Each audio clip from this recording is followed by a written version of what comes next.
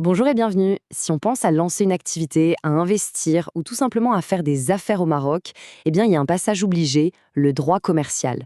C'est un peu le plan directeur, le mode d'emploi.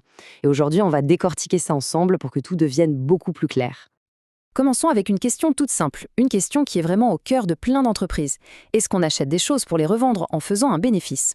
Ça semble être la définition même du commerce, non?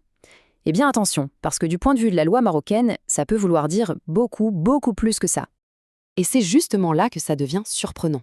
La définition légale d'un commerçant est en fait incroyablement large. Quand on regarde l'article 6 du Code de commerce, on voit que ça va bien au-delà du simple achat-revente.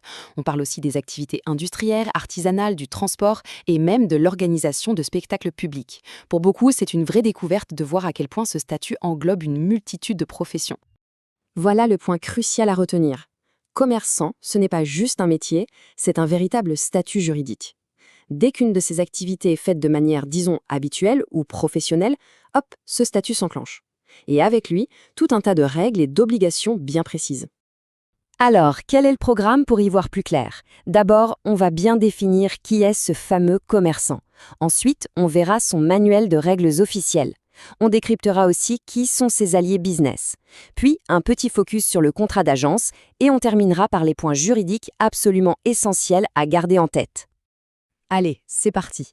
On ouvre le manuel officiel du commerçant.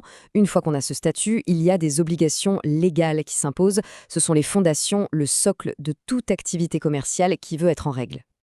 La question qui vient tout de suite après, c'est d'accord, on est officiellement commerçant. Et maintenant, on fait quoi? Parce que bien sûr, avoir ce statut n'est que le point de départ. La loi va imposer des responsabilités très claires. Le but, c'est de garantir la transparence et la sécurité dans le monde des affaires. Voyons un peu de quoi il s'agit. Le chemin pour être en conformité est très clair. Il est jalonné par trois grandes étapes. Ce sont les articles 18, 19 et 27 qui nous le disent. Étape numéro 1. Ouvrir un compte en banque dédié à son business. Étape 2. Tenir une comptabilité nickel. Et étape 3. S'inscrire au registre du commerce. Voilà, ce sont les trois piliers et ils sont non négociables. Et il faut vraiment insister sur ce point, le registre du commerce, ce n'est pas juste un papier administratif de plus. Pas du tout.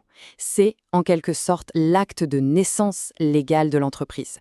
C'est son identité officielle, sa carte d'identité visible par tout le monde, la loi, les partenaires, les clients.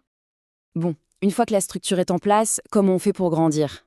On travaille rarement seul dans les affaires. La loi a donc prévu d'encadrer les relations avec différents types d'intermédiaires. Et ces intermédiaires, ce sont de vrais alliés stratégiques pour le développement. Là, il faut être très attentif, parce que les différences juridiques entre ces alliés sont capitales. On a l'agent